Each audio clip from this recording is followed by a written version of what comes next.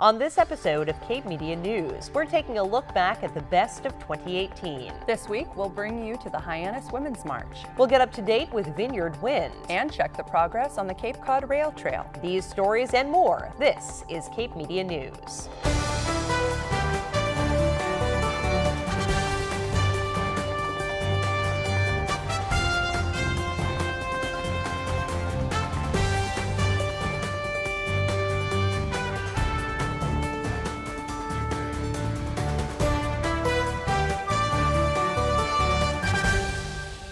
This is Cape Media News, your local authentic newscast for Cape Cod. Welcome to our Best of series, where we are taking a look back at the stories that mattered so far in 2018. And I am so pleased to welcome producer and reporter Gabrielle Rawson to the studio. Gabby, thank you so much for joining us. Thank you. It's a pleasure to be here. We've heard your voice so many times on the stories here on Cape Media News, and now we're bringing the real thing to the news. Thank you so much. Thank you.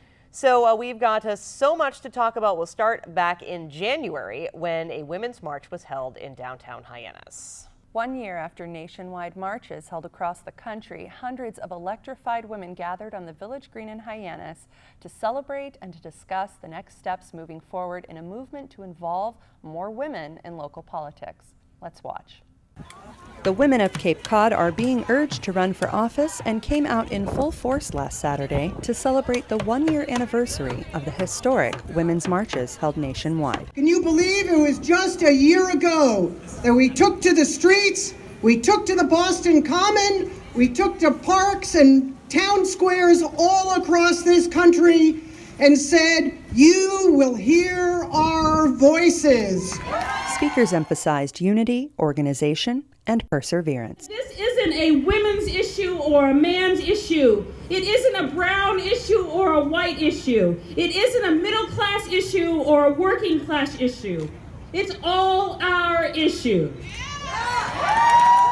Cape and Islands State Senator Julian Cyr spoke in solidarity with the women of Cape Cod, urging them to get involved in all areas of politics, from school board to state house. We need women like you now more than ever. And I have an ask. It's both a simple plea, but it's kind of a big ask. It's a little scary. I'm asking you to run. We need women like you now more than ever. We need women like you on our boards and committees in all of our towns to shake things up. We need women like you to roll up their sleeves, to reject the tired old politics of division and discord, and roll up your sleeves and our sleeves to move forward on common sense issues. State Representative Sarah Peak encouraged women to get to work. We have a job to do. Start by getting people elected who share our values. That means right now. The 2018 elections are right around the corner. The idea of running for office can be daunting, but an upcoming candidate training aims to provide women with the tools they need to win at the polls. Senator Cyr spoke with us about the training being held this Saturday at the Cape Cod Community Media Center in Dennisport. So the tools are everything from, how do you build your narrative and build your candidacy, knocking doors, making calls, kind of the mathematics that goes into figuring out what it takes to win. And then also just having real conversations with people about what it means. I mean, it's a pretty terrifying thing to put yourself out there and run for office. People need support often to do that. That support will be provided this Saturday at the 2nd annual Cape Cod Grassroots Training, held at the Cape Cod Community Media Center on Shathole Road in Dennisport from 10 a.m. to 5 p.m. After the centuries and decades of not being allowed a seat at the table, I would say here in 2018, we are ready to hit the ground running. Reporting for Cape Media News, I'm Gabrielle Rawson. So Gabby, that was the first assignment that you got sent on. I feel like I threw you to the wolves or the women in the Women's March. What was it like to do that assignment? I mean, you interviewed Cape and Island State Senator Julian Cyr, like first thing out of the gate. I did. It was a great first story because obviously as a woman, these issues are near and dear to my heart. So it felt very natural. It was a great field assignment. And of course, talking to Julian Cyr and was watching all of the women in their hats and with their signs. It was incredibly motivating and inspiring. Wonderful. And so again, the Women's March, the effort is still not done. Work still yet to be done. I'm a little disappointed that we're not seeing as many women running for office here locally as we had hoped. That is true. Maybe next year or Exactly. 2020. Yes, maybe next year. So let's hope. And if you're a woman out there watching, think about running for office. It could make a big change. Absolutely. As the book closed on an effort to build a wind farm in Nantucket Sound, a new effort began. Vineyard Wind is proposing an 800 megawatt wind farm in waters south of Martha's Vineyard.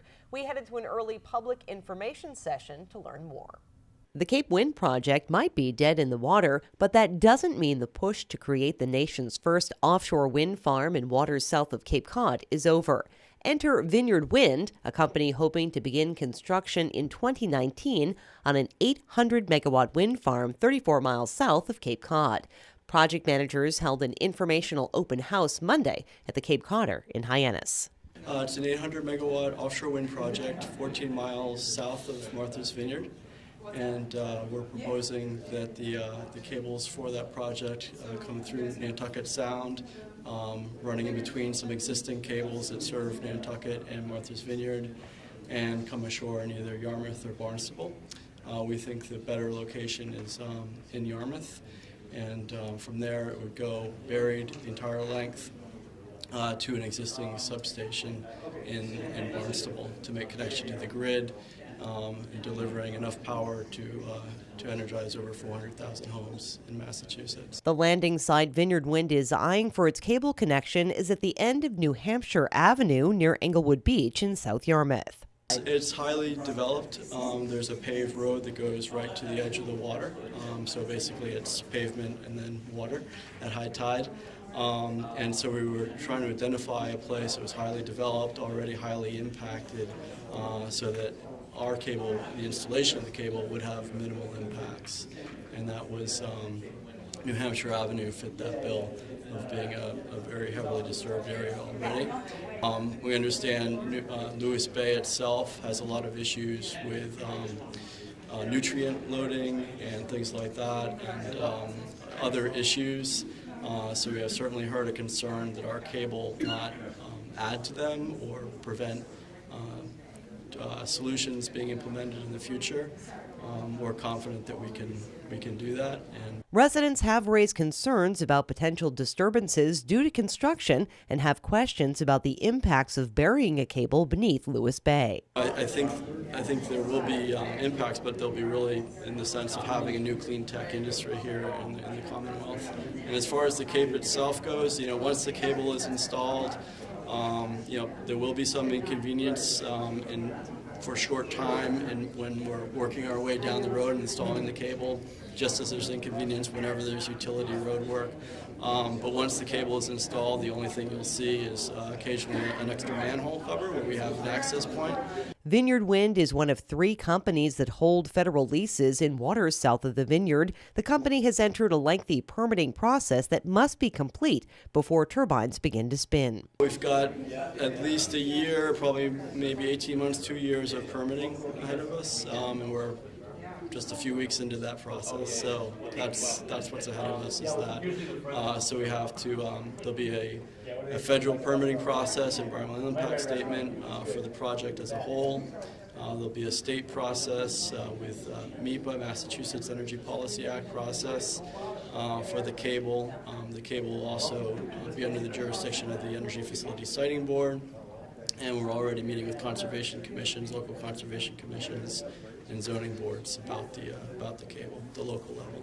Vineyard Wind says the public will be involved every step of the way. More open house meetings and public forums are planned as the process moves forward. And since that segment aired, the Department of Public Utilities approved a power purchase deal with Vineyard Wind that came in at 6.5 cents per kilowatt hour. Right now, Vineyard Wind is working on securing a host agreement with the town of Yarmouth. They want their cable to make landfall near Englewood Beach. The selectmen rejected an offer by Vineyard Wind of $10,000 to cover initial costs. Vineyard Wind is back to the drawing board. They'll present again to Yarmouth selectmen in the coming weeks. Up next, we'll head to Grays Beach in Yarmouth.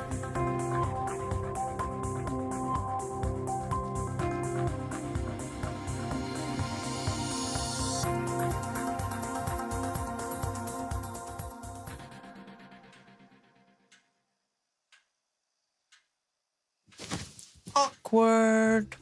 I'm the awkward silence. You try to avoid me, then there I am again. But an awkward silence can be a great thing. Like Kelly here is about to demonstrate. You haven't really been yourself lately. Are you okay? Find out how you can help a friend with their mental health at seizetheawkward.org. Welcome back to Cape Media News. We're taking a look back at the stories that mattered this year. The power of invention could make rescuing stranded dolphins a little easier. I visited Grays Beach in April to learn about an innovative student project. Hundreds of dolphins strand on Cape Cod beaches every year. To help rescuers, Sturgis High School students have invented a new device that they presented to the International Fund for Animal Welfare. We caught up with them on Grays Beach in Yarmouth. So we took over from the previous team and we did a lot of design changes to the dolphin cart, especially with the wheels and the handle, to really streamline the process and make it as efficient as possible to save dolphins on Cape Cod. The team here at Sturgis received a grant from the Lemelson MIT program in the 2012-2013 school year.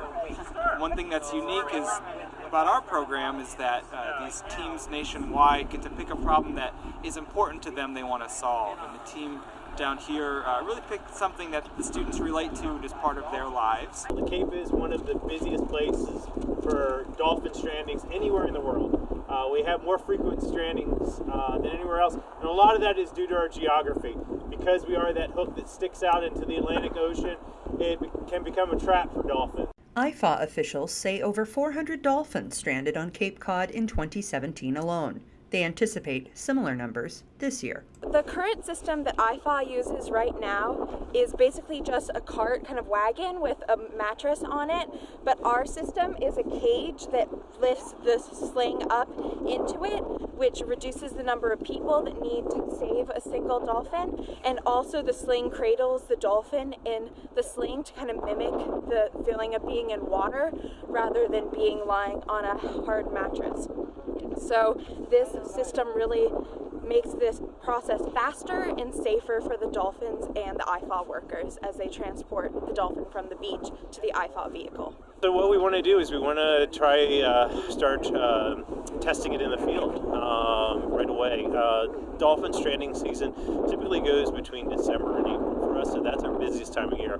Dolphins can strand at any time of the year on Cape Cod. To be here today is really a culmination of a large group of teams, of students, of teachers in the community.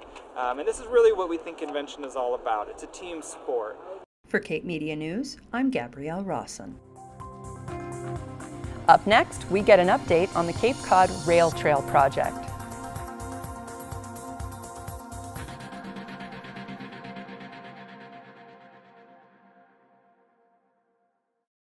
Let me tell you about the toughest guy on earth. He has the crazy strength to lift the man that raised him up without even flinching. This guy, no, this warrior, will always be by his father's side, even if his dad will hardly remember. If this guy isn't the toughest guy on the planet, then I don't know who is. Caregiving is tougher than tough. Find the care guides you need at aarp.org/caregiving. We are back with more Cape Media News, taking a look at 2018. One story I've had a lot of fun following is the expansion of the Cape Cod Rail Trail. I have not gotten on the expanded Cape Cod Rail Trail yet, and of course, as we learned later on in the year, you're not supposed to be on the expansion of the Cape Cod Rail Trail, but you know, whatever, in October, right, we'll be able to do that. That's right. Absolutely. October will be here too soon. It will. The Massachusetts Department of Transportation has been hard at work over the winter, spring, and summer expanding the Cape Cod Rail Trail. Earlier this spring, I caught up with Glenn Cannon, who was at that time working with the Cape Cod Commission for an update. They got caught up in permitting. You know, we've been fully supportive of it. They wanted to widen out that bridge a little bit more, but that involved the Army Corps of Engineers and permitting. That's a little bit delayed. It's going to be done this year. So this year, I believe in 2018, we'll be able to bike all the way from Yarmouth, all the way out to Wellfleet. The town of Barnstable is working on a plan to enhance cycling infrastructure along Independence Drive. You know, we also know that the town of Barnstable has a MassWorks grant to connect this bike path to downtown Hyannis. It's a lot closer to where the people live.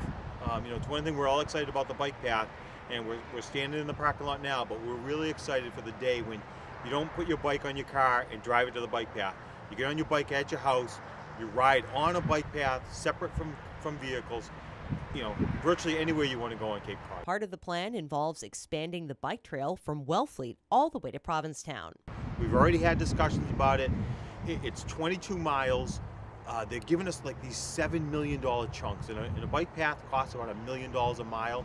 They told me to break it down into a chunk for like $6 or $7 million. We're looking at phase 1, going north from Wellfleet as far as we can into Truro. You know, it'll be a few years, but again, I think they're fully committed to it. But as Cannon says, transportation construction isn't cheap. You know, the cost of just going through the roofs here with everything. I always try to tell people all the time, you know, our traffic signals start at $2.5 million and they go up from there. It's incredible how expensive all these things are becoming, and it's really the only holdup right now. Again, you know, Massachusetts Department of Transportation is fully on board. The Department of Health is really wanting to push them along to move all these things forward. And of course, community engagement is a key part of moving bicycling projects forward. You know, I do want to say, for the residents of Cape Cod, I want them to continue with the advocacy. Again, I met with the staff member of Governor Baker. He had a presentation up at the State House. The end of that presentation was our meeting over in Dennis, where we had 300 residents all out to support the bike path. That's very important for them to see it. It's very important for the governor to see it. Again, Governor Baker is on board, but we need to continue that support. Cannon says the bike trail span heading into Yarmouth will be open by spring 2018. Well, of course, since that story aired, the bridge spanning the Bass River has been installed and the trail is paved all the way through Yarmouth. But as we have learned, that trail is still not officially opened. So cyclists are asked to be patient and wait until the official opening in October. Well, I'm excited to share this last story with you. We headed over to the Cape Cod Mall, of course, at the brand new 10-pin eatery, bowling, food, fun for the whole family. I've been over there. Have you been over there yet? Yes, and I loved it. I took my kids to go bowling with Santa, actually. It was a great time. So much fun. And we were there as the 10-pin was opening. So let's take a look at that now. Dinner, bowling, arcade games, and laser tag all await at the newly opened 10-pin eatery at the Cape Cod Mall. Ryan Family Amusements partnered with popular Dennis eatery, Chapin's, to open this new entertainment complex. We partnered up with the folks from Chapin's. We've been long-term customers of each other's, so we partnered up, and we've been working on this for 2 years. It came together pretty well for both of us. We can do bowling, food, games. They have a nice bar. We have laser tag, so it allows us to do everything so we can have something for everybody in the family. We opened up a week and a half ago and it's been going really well. We've had live entertainment on a nightly basis, which has brought in a great crowd. Our signature drinks have been selling out and having a great response from our customers. Our signature drinks involve everything from the 10-pin mojito to the pin deck passion to the hibiscus margarita. So we have a wide range of drinks that people are really enjoying. The mall approached us about expanding our space, and we went from talking about 10,000 square feet to 25,000 square feet to get an opportunity to do something that we could offer, things for the whole family. VIP room's awesome. It can fit parties from 10 to 50. We've had a few parties already there and the response has been fantastic. We have more coming. We're turning our current game room into a virtual reality and escape room experience. We think we have a full night of entertainment, and now I think you're going to have to come more than once. For Cape Media News, I'm Hannah Winter. And thank you so much to our interns, David Baker and Hannah Winter, for their assistance in putting that piece together.